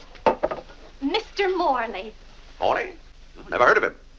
Remember that nice young minister who substituted for Dr. Lloyd one Sunday? Oh, yes. Bright young fellow. Preached a good, sensible sermon. Short one, too. Ought to be more ministers like him. Well, Claire, his parish is in Audubon Park. You know, way up above Harlem. Nobody knows you up there. You'll be perfectly safe. Safe? Vinnie, what the devil are you talking about? I've gone all over everything with Mr. Morley, and he's agreed to baptize you. Oh, he has. The young whippersnapper. Very nice of him. We can go up there any morning. We don't even have to make an appointment. Who said I was going to be baptized at all? Why, Claire, you did. Now, Vinnie. You gave me your promise, your sacred promise. You said I'll be baptized. I promise I'll be baptized. Well, what if I did? Claire, aren't you a man of your word? Vinnie, we all thought you were dying. So naturally I said that to cheer you up. As a matter of fact, the doctor told me that's what cured you. Well, it seems to me pretty ungrateful of you to press this matter any further. My being well has nothing to do with it. You gave me your word. You gave the Lord your word. And you're going to march yourself up to Mr. Morley's church some morning before you go to the office and be christened. If you think for 1 minute... What in the name of heaven is that? If you think I'm going to let you add the sin of breaking your solemn and sacred promise... I demand to know what that repulsive object is. It's perfectly plain what it is. It's a pug dog. What is it doing in this house? I wanted it and I bought it. You spent good money for that? Claire, don't try to change the subject. How much did you pay for that atrocity? I didn't pay anything for it. I charged it. Charged it, I might have known. How much was it? $15. $15? For that eyesore? Don't you call this lovely work of art an eyesore? It will look beautiful sitting on a red cushion by the fireplace in the living room. If that sits in the living room, I won't. Furthermore, I don't even want it in the same house with me. Get it out of here. Claire, you're not going to get out of this room until you set a date for your baptism. I'll tell you one thing. I'll never be baptized as long as that hideous monstrosity is in this house.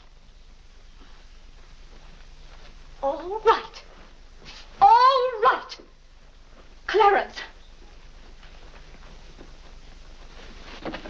That pug dog goes back this afternoon, and he's christened first thing in the morning. You heard him, didn't you, Clarence? You heard him say that he'd be baptized as soon as I got this pug dog out of the house. You hurry right back to McCreary's with it, and be sure they credit us with $15. Oh, Mother, while we were at McCreary's, I happened to see a suit I'd like very much, and the suit was only $15. Well, Clarence, I'm afraid your suit will have to wait until after I get your father christened. Well, no, I meant that since the suit cost just the same as the pug dog, if I exchanged the pug dog for the suit... Why, yes. Then the suit wouldn't cost your father anything. Why, how bright of you, Clarence, to think of that. I'd better start right away before McCreary's closes. Yes. Now, let's see. If we're going to take your father all the way to Audubon Park... Clarence, on your way back, you stop at the livery stable and tell them to have a cab here at 8 o'clock tomorrow morning. Mother, a cab? Do you think you ought to? We can't walk all the way to Audubon Park. But you know what a cab does to Father. This is a very important occasion. All right. Get one of their best cabs, the kind they use at funerals. Well, those cost $2 an hour, and if Father gets mad... Well, if your father starts to argue in the morning, you remember. Oh, he agreed to it. We both heard him.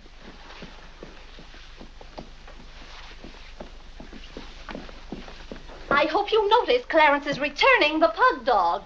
Well, that's a sign you're getting your faculties back. Don't dawdle, Clarence.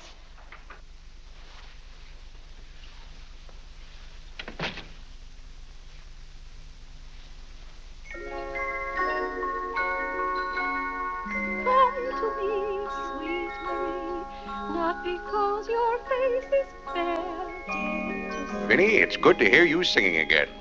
but your smile so pure and sweet makes my happiness complete, makes me falter at your feet, sweet Marie. Oh, on the way uptown, I stopped in at Tiffany's and bought you a little something. Thought you might like it. Claire! What a beautiful ring! I'm glad if it pleases you. Oh, Claire, how sweet of you. I don't know how to thank you. Well, it's thanks enough for me just to have you up and around again. You know, when you're ill, Vinnie, this house is like a tomb. There's no excitement. That's the loveliest ring you ever bought me. Now that I have this, you needn't buy me any more rings. Well, if you don't want any more. What I'd really like now is a nice diamond necklace. Vinnie, do you know how much a diamond necklace costs? Yes, I know, Claire, but don't you see, you're giving me this shows I mean a little something to you. Now, a diamond necklace. Good heaven. If you don't know by this time how I feel about you. Well, we've been married for 20 years, and I've loved you every minute of it. What did you say, Claire? I said we've been married for 20 years, and I've loved you every minute of it. But if I have to buy out jewelry stores to prove it, if I haven't shown it to you in my words and actions, I might as well... Well, what have I done now? It's all right, Claire. I'm just so happy. Happy? You said you loved me. And that beautiful ring, that's something else I didn't expect. Oh, Claire, I love surprises. But that's another thing I've never understood about you, Vinnie. Now, I like to know what to expect. Then I'm prepared to meet it. Yes, I know, Claire, but life would be pretty dull if we always knew what was coming. Well, it's certainly not dull around here. In this house, you never know what's going to hit you tomorrow.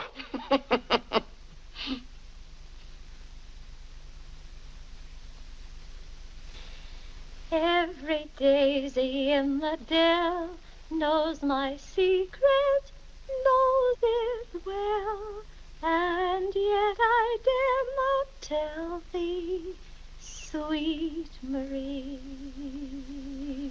sweet Marie, Sweet Marie, come to me, not because your face is fair, love to see. love to see. Every daisy in the dell knows my secret, knows it well, and yet I dare not tell, sweet Marie.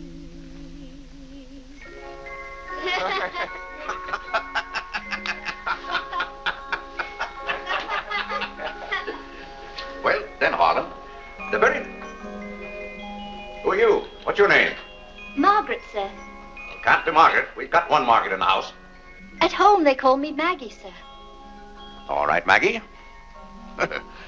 If her name's Margaret, that's a good sign. Maybe she'll stay a while.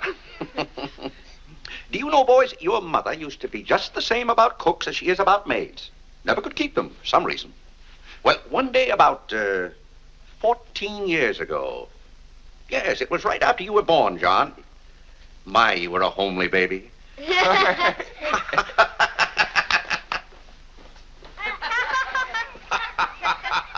Thank you, Margaret. Good morning, boys. Good morning, Good morning, Mother. Good morning, Claire. Morning, Vinnie. Why, you look as though you were dressed for a wedding. Do I, dear? Yes. Have a good night? Yes, thank you, Claire. Sit down, Vinnie. Sit down, boys. Oh, thank you, Clarence. Well, seems to me everyone's all dressed up this morning. What's on the program for this fine day? Well, this afternoon, May Lewis's mother is giving a party for everyone in May's dancing class. Harlan's going to that. I don't want to go, Mama. Harlan, don't you want to go to a party and get ice cream and cake? May Lewis always tries to kiss me. When you get a little older, you won't object to girls wanting to kiss you. Will he, Clarence? This is for you, Mr. Day. Where shall I put it? Oh, that's for me, I think. Take it upstairs, Maggie. Wait a minute, Maggie. Bring it here. That's it. See, it's for me, Father, Clarence Day, Jr. Let me look. Well, that's from McCreary's. And it's marked charge. What is it? Claire, it's all right. It's nothing for you to worry about. Well, at least I think I should know what's being charged to me. What is it? Claire, stop your fussing. It's a new suit of clothes for Clarence, and it isn't costing you a penny. It's marked charge $15. It's costing me $15.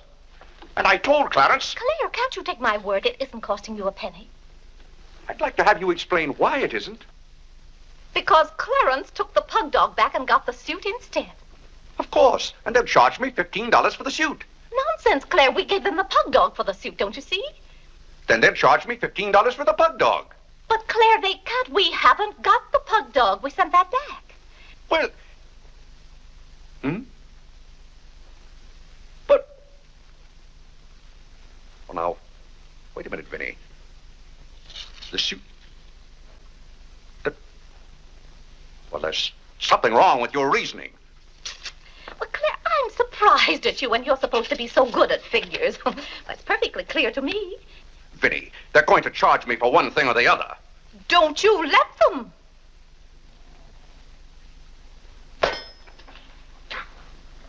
Well, McCreary's aren't giving away suits and they aren't giving away pug dogs. Why, it should be clear to a child that if Clarence sent the pug dog back, they... What? I will not have that botanical freak in this room. John, have you been going around this town selling medicine? Yes, Mother. Dog medicine? No, Mother, not dog medicine. This letter from Mrs. Sprague says you sold her a bottle of this medicine and that her little boy gave some of it to their dog and it killed him. Now she wants $10 from us for a new dog. Here, let me see that letter. Well, he shouldn't have given it to a dog. It's for humans. Why, it's Bartlett's beneficent balm made from a secret formula. Have you been going around among our friends and neighbors selling some patent nostrum? But it's good medicine, Father. I can prove that by Mother. Vinnie, what do you know about this? Well, nothing, Claire. But I'm sure John didn't... No, I mean that day Mother was... That's enough. You're going to every house where you sold a bottle of that concoction and buy it all back. But it's $1 a bottle. I don't care how much it is. Here, I'll give you the money now. How many bottles did you sell? 128. 128? Claire, I always told you John would make a good businessman. Young man, you'll have to come down to my office with me. I'll give you the money to buy back that medicine. $128. And $10 more for Mrs. Sprague's dog. That's $138. Thank you, Vinnie. But it's all coming out of your allowance. That means that you'll not get another penny until the whole $138 is paid up. I'll be 21 years old. Dog-gad! What's the matter, Claire? What's wrong?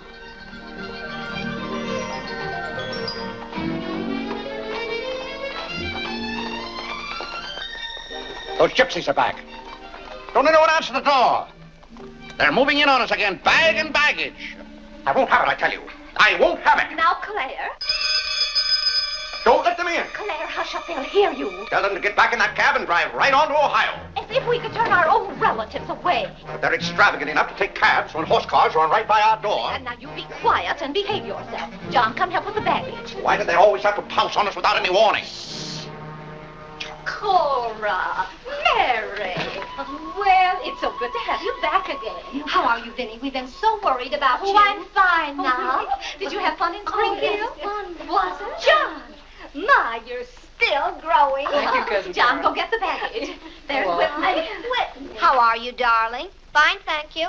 And little Harlan. Hello. Have you been a good boy? No. Claire, the girls are here. Cousin Claire, Here we are again. My, it's so nice to be back. How do you do, Mr. Day? How do you do? Come and sit down and have some breakfast with us. Oh, we had breakfast at the depot. Well, we've practically finished ours. I haven't finished my breakfast. Well, then sit down, Claire. Come and have a cup of coffee anyway. Oh, thank Mary, you, sit over Vinnie. there. Cora, Maggie, clear those places. My, this seems so natural. Claire, don't let your kippers get cold. Maggie, serve some coffee. Yes, sir. Oh, where's Clarence? He must be upstairs moving his things so you can have his room again. Oh, Vinnie, we can't stay overnight. Grandpa Ebbs has been sailing very fast, and that's why I have to hurry back. We're leaving on the 5 o'clock train this afternoon. Well, Cora, it certainly is good to see you again.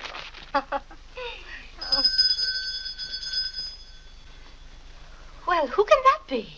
Well, this time it can't be another special delivery letter for Clarence. While you were in Springfield, our postman was kept pretty busy. It's the cab, ma'am. Cab? What cab? The cab that's to take us to Audubon Park. Oh, who's going to Audubon Park? We all are. Cora, the most wonderful thing has happened.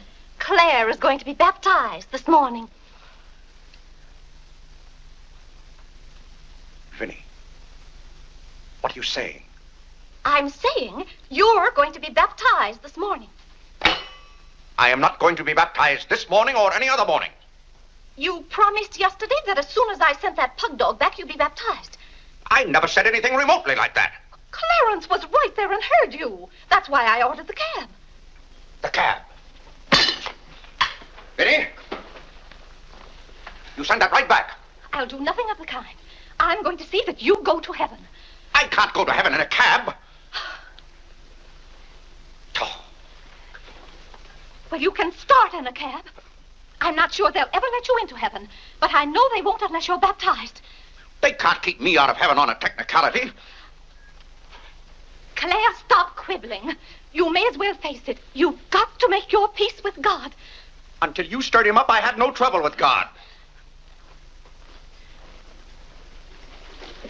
Harlan, Whitney, come get your Sunday hats. Clarence, John. Yes, Mother? Hurry, we're ready to go. Oh, my prayer book. Harlan, come let me fix your tie. Vinnie, are you mad?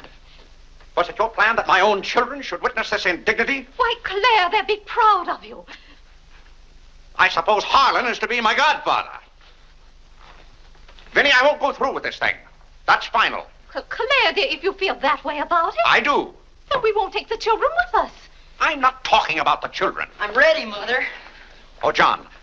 Vinnie, I haven't time for anything like that this morning. I've got to take John down to my office with me and give him the money to buy back that dog medicine. But it wasn't dog medicine, sir. Young man, we're starting downtown this minute. You'll do no such thing. You gave me your sacred promise that day I almost died. Yes, and she would have died if we hadn't given her some of that medicine. That proves it's good medicine. You gave your mother some of that dog medicine? John, you didn't. Yes, we did, Mother. We put some in your tea that morning. Oh, John. Do you realize you might have killed your mother? You did kill Mrs. Sprague's dog. John, I'll have to give considerable thought as to how you're to be punished for this. But Claire. No, Vinnie. When I think of that day, why, we might have lost you. You're all right now, thank heaven. But what I went through that afternoon, the way I felt, I'll never forget it. You've forgotten it already. What do you mean? That was the day you gave me your sacred promise. Yes, but I wouldn't have given you my promise if I hadn't thought you were dying, and you wouldn't have almost died if John hadn't given you that dog medicine. Don't you see? Well, the whole thing is illegal. Suppose I had died. It wouldn't make any difference to you. You don't care whether we meet in heaven or not. You don't care whether you ever see me and the children again. Now, Vinnie, you're not being fair to me. It's all right, Claire. If you don't love us enough, there's nothing we can do about it. But that has nothing to do with it. I love my family as much as any man. All my life, I've struggled and worked just to... Yeah, there's that cab. Vinnie, you're not well enough to go all the way to Audubon. Oh, I'm well enough if we ride. But that trip would take all morning. And those cabs cost $1 an hour. This is one of their best cabs. This costs $2 an hour. Well, then why aren't you ready? Get Get your hat on. Oh, tarnation. Hallelujah. Amen. Young lady, if it hadn't been for you, no one would have known whether I was baptized or not.